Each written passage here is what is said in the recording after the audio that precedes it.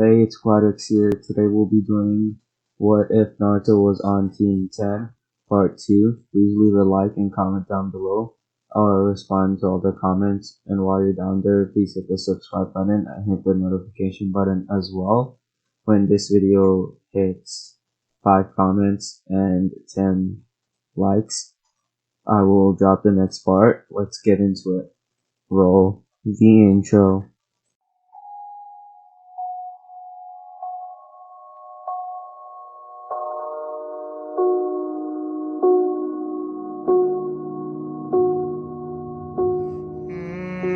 Baby, I don't understand it. You're changing, I can't stand it.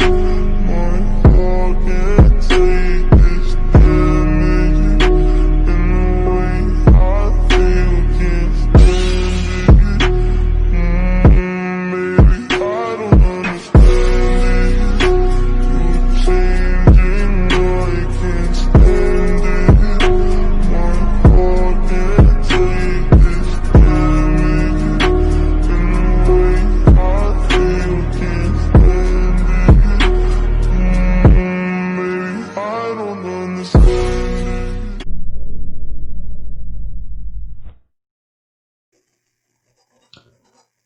Chapter 2. Too many questions, not enough answers. It had only been one day since Naruto had learned chakra echolocation jutsu, and he had probably barely stopped using it for the entire day before.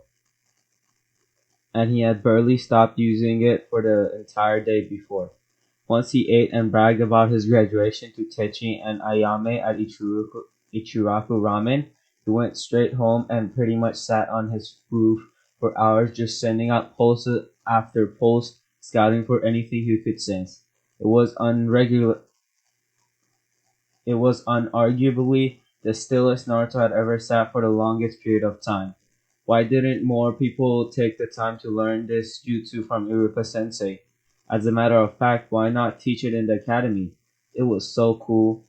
Anyway, after doing that for a few hours of mindless entertainment, funny though, Iruka said it was wasteful on chakra. He didn't feel like he had been doing anything, but that was a whole different matter.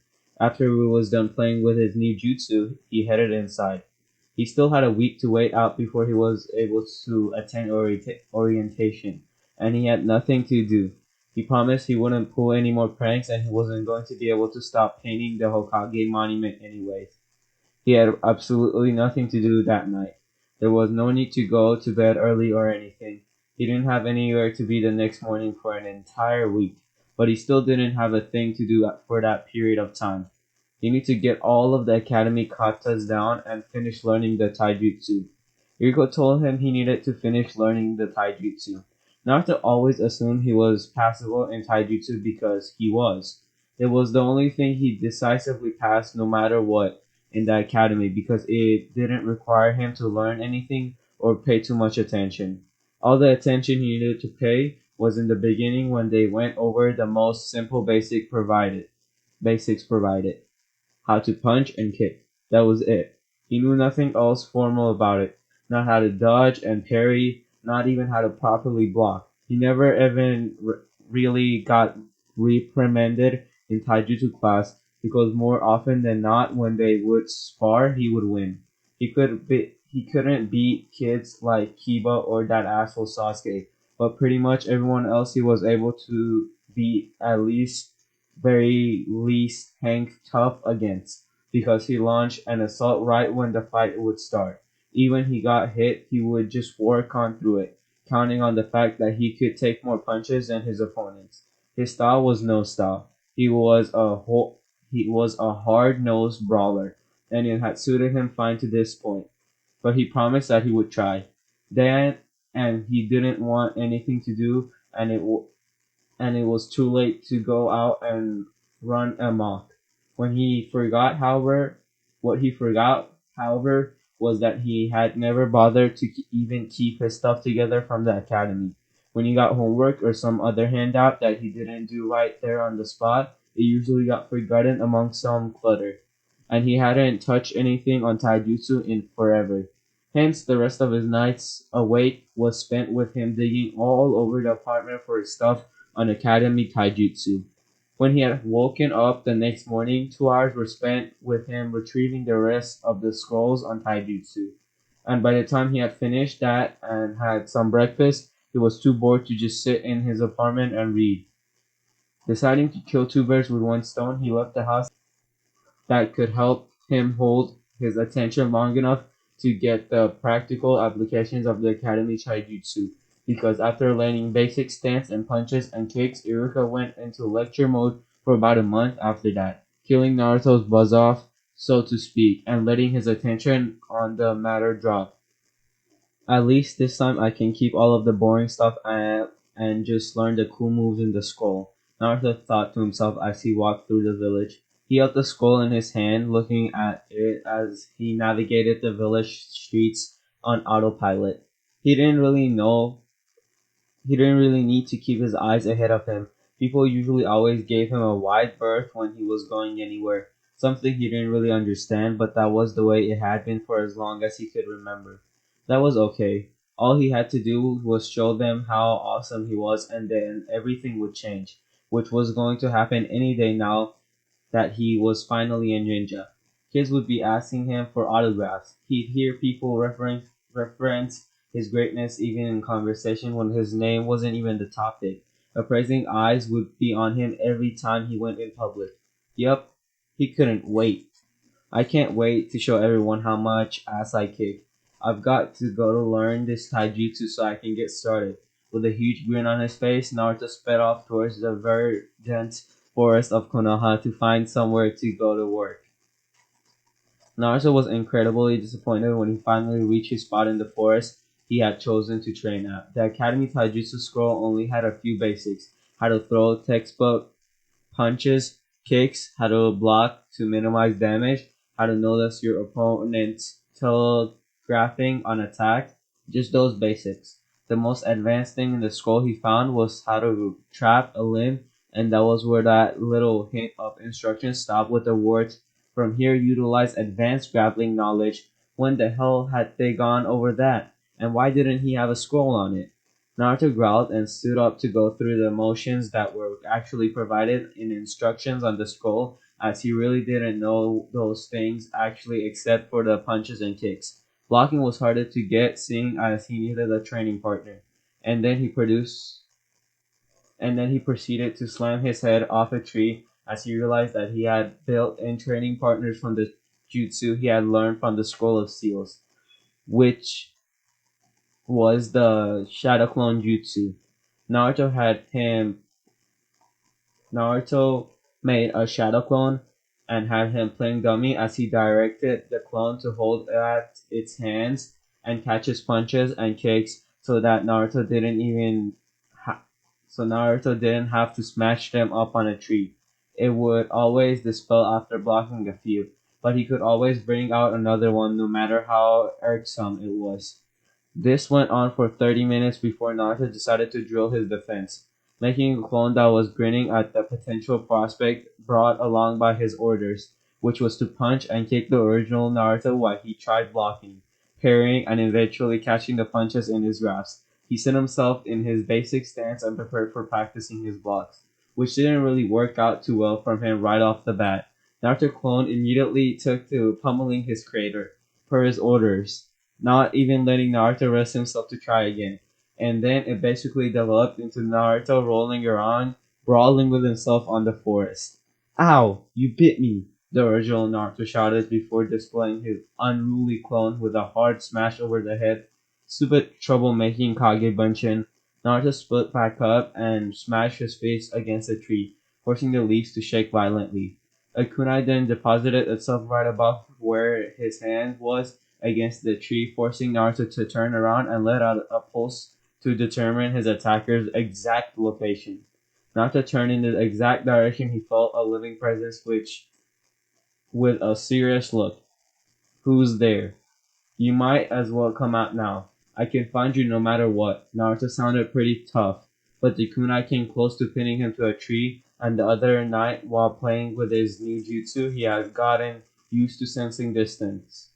He sensed that the person did that from about 500 feet away. That was scary, and even though they missed, and he had hoped that they had missed on purpose. After a few seconds, a brown-eyed girl with brown hair put up into buns came out, looking over Naruto warily, the favor being returned right back at her. She had on a sleeveless pink Chinese top and dark green pants. The thing Naruto noticed was that she had on her headband signifying as a ninja of the village, and he had left his at home, only planning to wear it once orientation took place.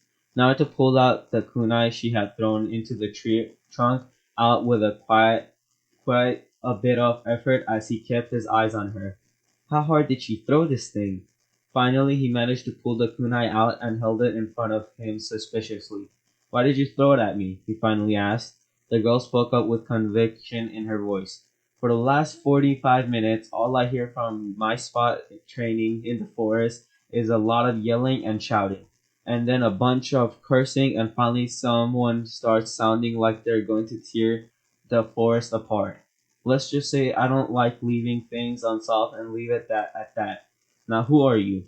Naruto still didn't reply drop Naruto still didn't really drop his guard. Mizuki wasn't supposed to try and kill him either, and that still happened. Uzumaki Naruto, future Hokage. That a boy? You have to be a ninja first before you can try becoming Hokage, kid. Naruto got a tick mark on his forehead from now from how she was talking to him. Naruto snapped at her. I am a ninja. I'm no different than you. The girl didn't verbally respond, she simply audibly tapped the middle of her headband. You need one of these to distinguish yourself as a ninja of this village. So where's yours? Damn. It so most of this could have been avoided if he had just worn the headband. He wasn't leaving that thing home ever again. I didn't bring it. I didn't know I would need to actually identify myself today. I don't even have orientation until next week. The girl's distressful look switched over to one of amusement as her seemingly hostile posture straightened up. She walked over to Naruto and ruffled his hair. Aww, you just a baby rookie, huh? She grinned at him as she took her hand off his head. Oi! Naruto responded grossly. You're treating me like a 5-year-old. I'm a legal adult now, a fully fledged ninja. Of course you are. The girl pinched Naruto's cheek, taking pride in the twitching eyebrows signifying his error at the current predicament. Such a big, tough ninja that hasn't even put his headband on yet, or even gone on a mission. So precious. Naruto's voice came out distorted due to the girl's grabbing of his cheek. You know, you're not any older than me, so you can't be that much further advanced. She raised an eyebrow. I've been a genin for a little over a year. That's an entire that's an eternity compared to a newbie like you. I'd squash you if we ever got to a fight. Oh yeah? Naruto felt insulted. Who did this girl think she was? Why did everyone think they could just walk all over him all of the time, even when people don't know him at all? It still happened. How about you put your money where your mouth is? The girl once again looked sufficiently amused by his statement. Alright then, you're lucky that my team broke off for the day so that we could all train on our own. So now I've got some time to play with you. Follow me. She finished by taking her kunai back out of Naruto's grasp. Naruto flexed his fingers in anticipation as he followed this new girl into a clearing to fight. This was his first legitimate fight against a ninja since Mizuki, and was going to make her eat her words. The girl stood out in front of him with a confident look on her face. I'll go easy on you and wrap this up in 3 minutes, Naruto-chan, she taunted. Naruto grit his teeth. She was seriously messing with him now. Oh yeah? I don't know who you are, so I know damn well that you didn't know me. I'll tell you this though. Don't underestimate me. Naruto spoke out in a rash right at the kunai, planning to just knock her back off and be done here so he could be productive again. The girl's jaw almost dropped at how straightforward this guy was. The pace between them was 30 yards. 30 yards that he had to cover before he could even think of taking a swing at her. And he wasn't even that fast. Well, hell, one of her teammates hopping towards her on one leg would probably be faster than this kid was moving. She had to refrain from shaking her head as she pulled out a set of kunais. She really didn't want to hurt this kid. Naruto ended up falling onto his face as a sharp pain hit him in multiple places on his body. Naruto rolled over and looked at his legs to see multiple shurikens sticking out the front of them going down. He looked up in a surprise at his female opponent who had this pleased look on her face. If that's all you got, go home. I could have killed you right there and be done with this. If this were an actual battle, you would be dead. Naruto's eyes widened. She was right. He barely even saw anything coming at him, and she hit him flush. Ignoring this, Naruto pulled the shuriken out of his legs and stood back up. She didn't hit him anywhere vital or even anywhere important. So she was using weapons, was she? Naruto reached in his own supply pouch and let off a barrage of shuriken at the girl who simply smirked and threw more of her own, hitting each of Naruto's, knocking them out of the air. She was looking too smug for him to just quit and leave, not without hitting her once, not without just giving her one good to prove he wasn't pathetic. Naruto lifted his head and moved across seals with his fingers. Shadow Clone Jutsu. The young girl's widened. The young girl's eyes widened as she saw one Naruto multiply into 12. She was so surprised she almost missed his shout of "Go!" Then that spurred all of them into action. The sight of so many Narutos charging at her and the realization that they weren't regular Bunshin and were real almost made her run away. But she got herself under control and focused. It didn't matter if there were 12 of them. 12 times 0 was still 0. Naruto planned on giving her the old Mizuki special, but he figured she was a genin and Mizuki was an elite. Sending that many would be completely overkill as 12 was enough. He thought that right until a blue staff appeared in her hand in a puff of smoke and she began disseminating his clones. Seeing a girl his age masterfully handle 6 foot long staff so effectively, his clothes weren't even getting close enough to mount an offense, was disheartening. What did he have? What? Was he going to just flood the field with clones like against Mizuki and beat her to a bloody pulp because she had skill that he didn't have? He didn't even think that Teme Sasuke could beat this girl. Who are you? Naruto asked once she finished mowing his Kage Bunshin down. The girl set the head of her staff on the ground in her hand and wiped her brow. It took you long enough to ask. How rude. My name is Tenten. So are we done? Naruto frowned. What did we have? What did he have other than the Kage Bunshin? That was his trump card, his best technique, the strongest thing he had. He could have kept moving them for as long as he wanted, but she would have just kept killing them off, and he didn't think his own chances of getting closer the way his replicas had been out of commission. No, a win is a win. He could be damned if he was going to lay down and let this girl beat him without at least trying to triumph it.